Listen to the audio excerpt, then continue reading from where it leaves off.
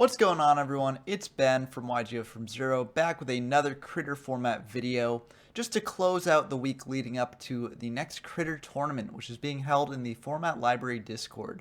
So if you haven't joined that yet, and you want to join it, there's one more day left to sort of put the finishing touches on your deck list and sign up. It should be a lot of fun, so I hope to see you all there. But I would be remiss if I finished my week of lead up to this tournament without covering Mask Control in some capacity, as Mask Control is the most popular deck in the format and one of the most powerful decks in the format. But I'm not just covering any Mask Control deck here, I'm covering the Mask Control deck that managed to win the last tournament. So I'm covering Aratos' Mask Control list from the Creepy Critter Extravaganza. And this list is really sick. I'm excited to dive into it. But before I get to the deck breakdown, if you like this sort of content covering these very old formats of Yu-Gi-Oh! And seeing how the game evolves over time in its early days, then please consider subscribing to the channel. This will probably be my last video for Critter in a little while, as I'm planning on moving into the next format, which I'm calling Chaser format,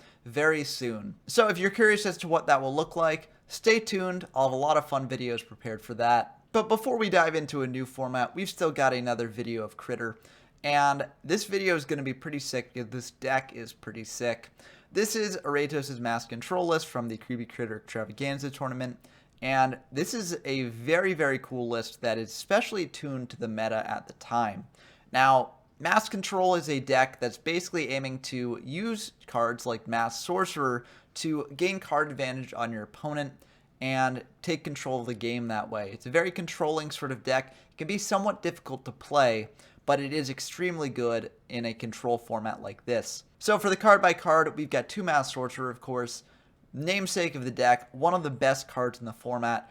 If you can clear your opponent's board, get in for a draw. Very nice. You could even force them to waste a Waboku potentially if they really don't want you to have the draw, which always feels nice as well. One of the nice things about Mask Sorcerer is that it can be searched off of both Sangan and Witch, which we are playing two of each. And this is sort of standard for decks in the format. You want to have these two recruiters maxed out as they are super powerful, especially in this deck where they can search out so many different options for you. Some of these searches can just be for vanilla monsters that have very good stats, like La Jin, which is the best beater in the format and is very powerful for that reason, or Giant Soldier of Stone, which is the best defender in the format, and which this deck is playing two of, as it can be difficult for some decks to get over without things like Fisher and the like. They can also search out powerful game enders like Cannon Soldier, which can be great at dealing that last bit of chip damage you need to take down your opponent, or even pseudo beaters like Muka Muka, which is situationally a beater. You know, if you've got a lot of cards in hand, this can be a great search, as it can get over the 1800 threshold that is considered the standard for beaters. The deck also has another very important search for the current metagame, which is White Magical Hat. And White Magical Hat is great against Exodia decks, which can be insanely powerful if they're given the time to get their combos off and get their pieces to hand. So tools like White Magical Hat are very important to combat those threats. The last monster we have isn't necessarily a monster you want to search, but it is Magician of Faith, which can be incredibly powerful at getting back some of your very powerful spells. Things like the Power 5 limited spells like Change of Heart, Dark Hole, Monster Reborn, Pot of Greed, and Raigeki, all of which are insanely strong in this format. For the other spells, we've got one Card Destruction, which is very good against the Exodia match. This is basically an instant win condition if you're able to pull it off against Exodia. But it can also be good against other control decks in this format. A lot of things in this format search out cards to add to your hand, or just add cards back from the graveyard to your hand, like a Magician of Faith. Card Destruction can be very good at sniping those powerful cards out of your opponent's hand, and thus can see important play outside of Exodia matches. For the other spells, we also have 3 Fisher to act as removal, very important in the deck. We have 2 Heavy Storm to clear away your opponent's back row, which is very nice. And we've also got 2 Swords of Dealing Light to stall your opponent for 3 turns and buy you time to recover when you need it, or just buy you time to get powerful pieces to hand that you can then use to make an aggressive push. For the traps, we have 1 Mirror Force, very powerful card in this format. 3 Solemn Judgment, which is very good in control decks like this, enabling you to stop your opponent's key power plays. And we also have a 7 Tools of the Bandit here, which is a really cool inclusion on Aratos' part. because this thing can stop your opponent's Solemn Judgments. So it's very good in the control mirror, and it does have use outside of that as well, stopping things like your opponent's Wobokus or Mirror Forces or things like that that can stop you from making an aggressive push. So I really like this inclusion in the deck. The deck is also playing 3 Trap Hole and 3 Woboku, just very staple traps in the format. Woboku can protect your monsters and your life points, and of course Trap Hole is removal on your opponent's turn. For the side deck, we've got 2 Jiraigumo if you want to go a bit more aggressive, 2 Meteor Bug if you need more removal, 1 Magician of Faith just in case you feel like you need to bring it in, maybe it's a slower matchup, or it's Exodia and you want to make sure you have as many ways to get back card destruction as possible. We also have 2 Trap Master to deal with your opponent's back row. If they're playing like a Catapult OTK deck or another deck playing Ultimate Offering, this can be very good. We also have 1 7-colored fish if we want to get more aggressive, 1 Giant Soldier of Stone if we want to get a bit more defensive, 1 card destruction in case we think their opponent's going to be on Exodia Game 2. It's good to have another copy to increase consistency. 2 Last Will, in case our opponent's on a bunch of Trap Holes or Meteor Bugs or the like. 2 Reinforcements. This can be great if our opponent's on a bit more of an aggressive deck, or if our opponent's on a bit more 2k Defenders, as this can enable our monsters to get over theirs. And 1 7 Tools of the Bandit. If our opponent is on a deck playing a bunch of counter traps, this can be very good to bring in. The Fusion deck is just here to play mind games with the opponent. Realistically, we're never going to be able to summon any of these monsters, but it's good to have just in case. And that's the deck. I think this deck is really sick. Kudos to Aratos for innovating on it and being able to pilot it to a first place victory. Now that we've gone through the ins and outs of the deck, let's see how it performs in a match. Okay, we've got a game here against LA Tin Can, who is one of the best duelists in the format, and is also the organizer of the upcoming Critter Tournament. So, very cool to have them on in my last video before that tournament starts. Let's dive into the game and see how it goes. We, of course, are on the Aratos Mass Control build here, so let's see how it does us. We do win the Rock, Paper, Scissors, so we will be able to go first here, which is very nice. And this is not a bad hand.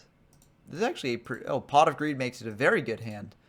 Wow, this is really good. We're just going to set a Muka Muka, set a Trap Hole, pass back to our opponent.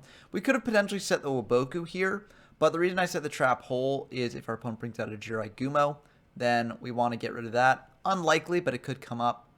Actually, thinking on it further here, I probably should set the Woboku for that situation as well, as if they did do that, we do have the Fisher to get rid of the Jiraigumo next turn, but I didn't think of it, and that might come back to bite us later. We'll have to wait and see.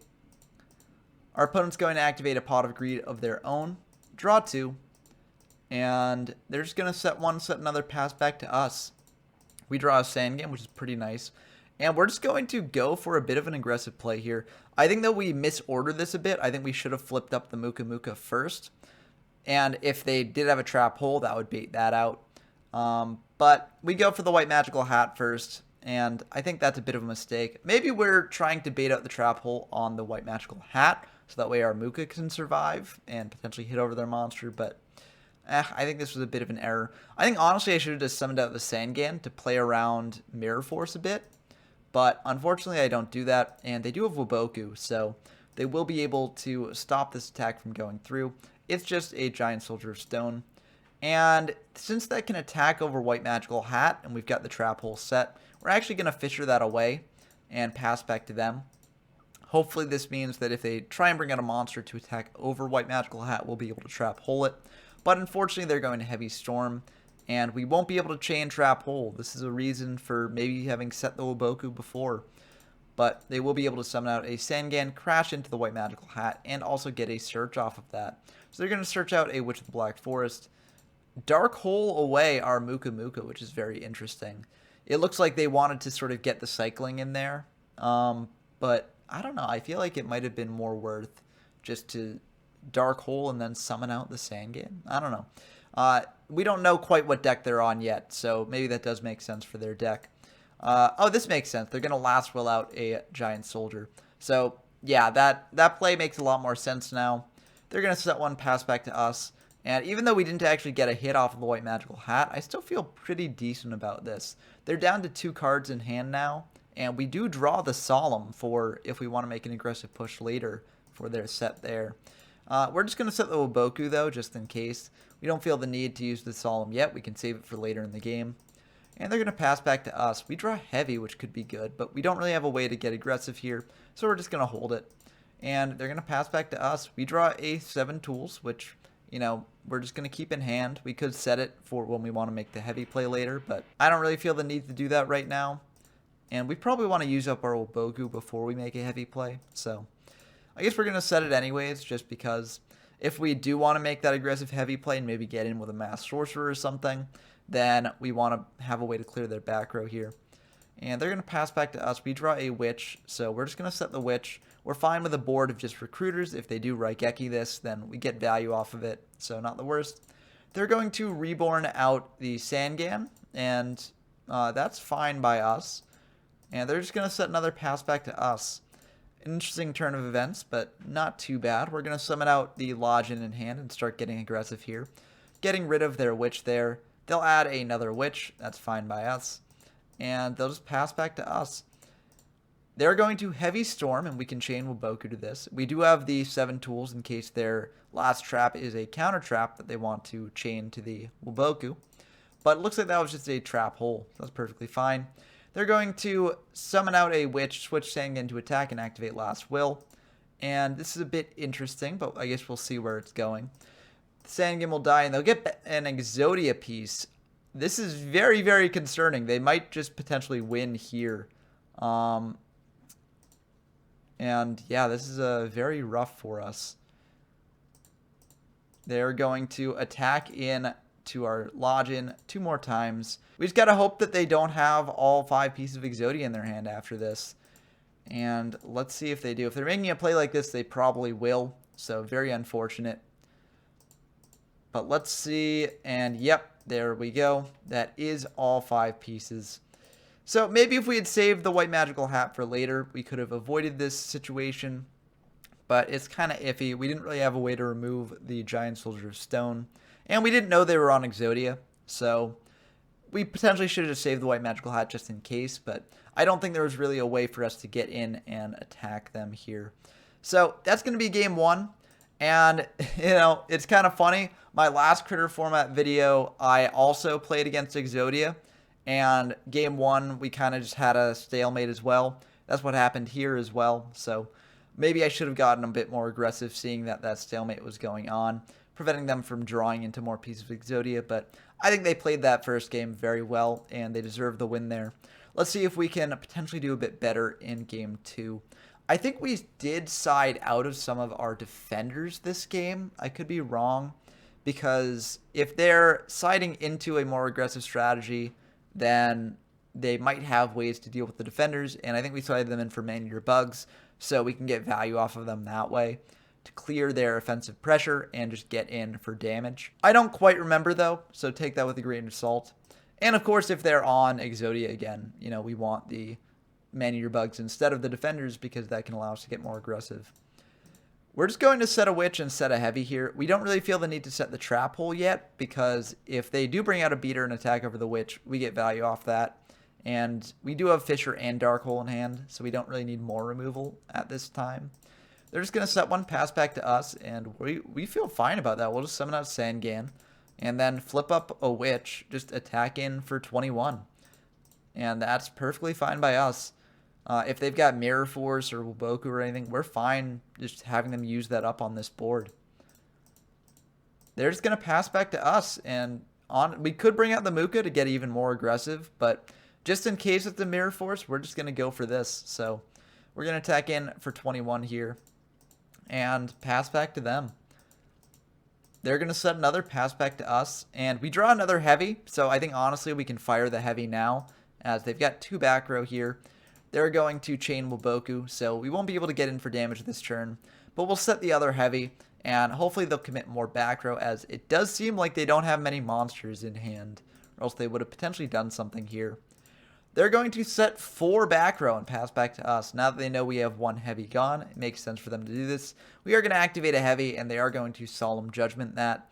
But that's perfectly fine by us. It gets them down below 2100, so if this connects, we do win the game here. And they do have a Mirror Force, so we will lose our Recruiters, but we will be able to get 2 cards from deck to hand here. And it looks like we're going to go for a Witch and a White Magical Hat. The White Magical Hat is in case they're still on Exodia, which they very well could be given what we've seen of their deck so far. We're just going to set another pass back to them. We feel kind of comfortable doing this. If they do have a heavy, that's kind of unfortunate, but we've got a very good hand to follow up with that with, and so we're not too worried about that. They're going to bring out a Lodgin. We'll just trap hole that so we can get in for damage next turn. And I think this probably should wrap it up. We'll bring out White Magical Hat. They'll trap hole that.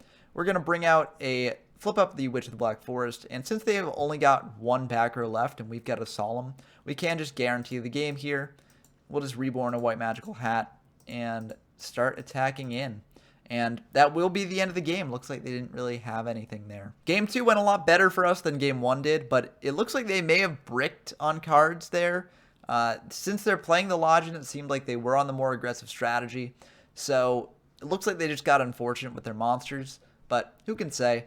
Game 3, though, the field is kind of even, and we'll have to see who wins this one. This has been a pretty good match so far. Game 1, they won very handily. Game 2, we won very handily. So Game 3 should be pretty interesting. They're just going to set one pass back to us. That is honestly perfectly fine. We're just going to bring out a Mass Sorcerer and attack indirectly. Get that draw, hopefully. And we will get that draw. We draw another Swords, so honestly, we're fine just activating Swords here, passing back to them. We could have set the Solemn to back up the Swords in case they had a heavy.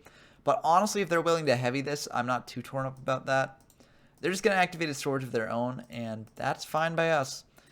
We draw a Reborn. We've got 3 of the Power 5 limited spells in hand, so that feels very good. We're just going to set a Witch, pass back to them, and we're just kind of passing back and forth on these Swords. This will be the last turn on our Swords, and Swords will expire. And we draw Sangan, so we can just set that as well. We'll set the Waboku, pass back to them. If they've got a board clear here, that's kind of unfortunate, but we get 2 searches off our recruiters. Looks like they've just got another Swords. They're just going to set one pass back to us. And we draw a Mass Sorcerer. No need to commit that to board yet. We'll set a Solemn because they've got a ton of back row, so it's unlikely they're going to heavy here. And in case they've got their own Solemns, our Solemn could come in pretty useful. They're going to bring out a Lodgin here, and they're just going to attack into our Mass Sorcerer. Makes sense. Mass Sorcerer will die. They'll pass back to us. We draw another Solemn. We'll just set it. Pass back to them. And they're just going to bring out a Sangan. It looks like they're going to clean up the board a little bit here. That's perfectly fine by us. We will get 2 searches off of this. So we're feeling pretty good about that. We're just going to search 2 recruiters because no reason not to, really.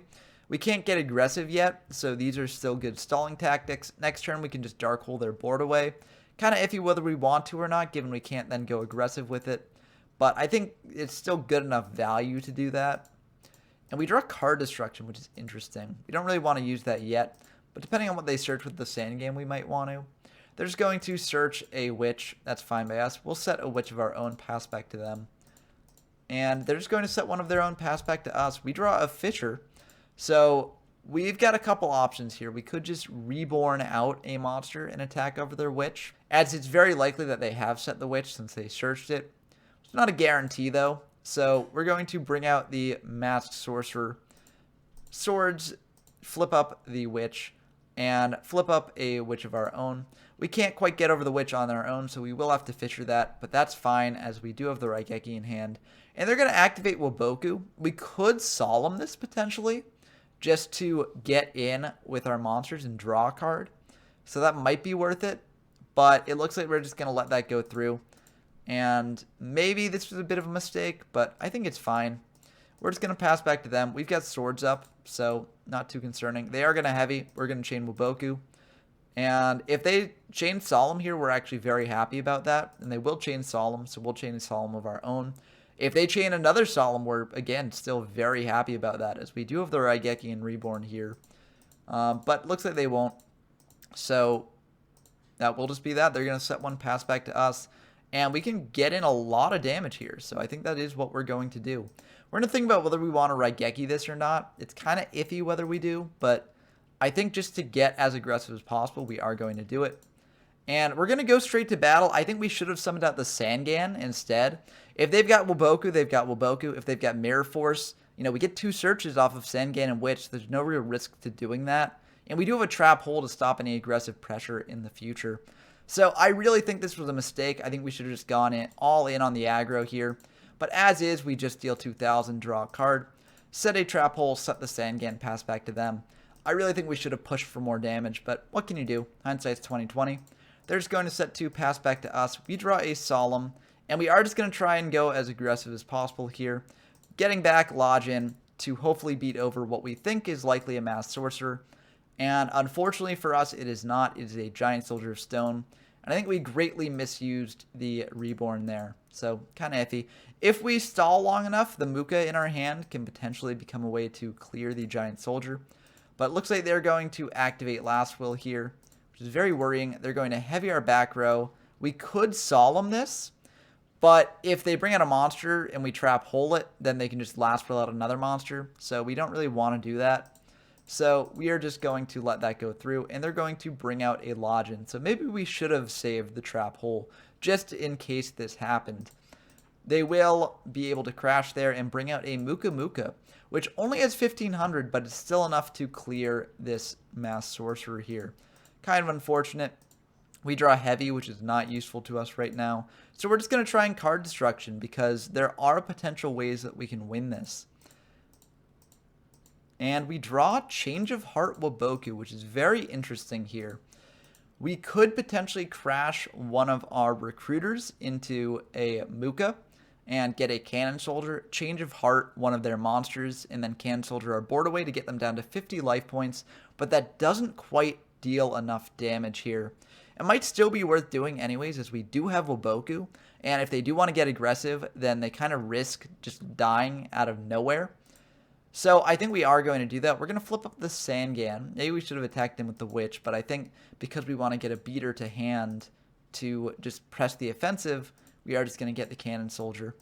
And we're going to decide what we want to do here. We're going to summon out the Cannon Soldier, and we are going to tribute away the Witch, deal 500, get a Lodge into hand. If we had another Cannon Soldier in deck, we should have definitely gotten that, but we didn't. We just had the one, but that would guarantee game if we did have the other one. And we're just going to Change of Heart, and we're going to target the Giant Soldier of Stone, reasoning that if they want to get aggressive with the Muka, we can bring out the Lodge in next turn to attack over it, hopefully. But the Stone presents a bit more problems for us. So we are just going to tribute their board away, get them down to 50 life points, set the Waboku, pass back to them. If they try and go for a super aggressive push here, then we will just fire the Waboku. But as is, I don't think they really have a good way to do that. And they are going to activate Pot of Greed, which actually changes the math quite a bit. It will get that Muka up to 2,100. And they're going to bring out a Witch. So this means that this will be 2,900 damage here. That is death to just one Cannon Soldier activation. So we are going to fire a Waboku. Maybe I should have saved the Waboku, but if they've got Reborn, then that is just the end of the game if we let this go through. So we are just going to fire the Waboku. They're going to set 2, pass back to us. And we have a bit of a choice here. Those 2 sets could be bluffs, and we could just attack into them. If we do that, we could potentially win the game, but if they've got any other monster, then I think we do lose. We could just set the Man-Eater Bug, though, and hopefully get rid of one of their monsters, and potentially draw a more surefire way to win next turn. Kind of iffy about what we want to do here. We are just going to play it safe and set the Bug, pass back to them. And maybe this was a bit of a mistake, but we are at 3,300, so it's unlikely they can kill us this turn. They're going to activate Dark Hole, though, which is a bit worrying here. And they're going to add a Lodge into hand, summon out the Lodgin, Reborn out another Lodgin, and that will just be the end of the game there.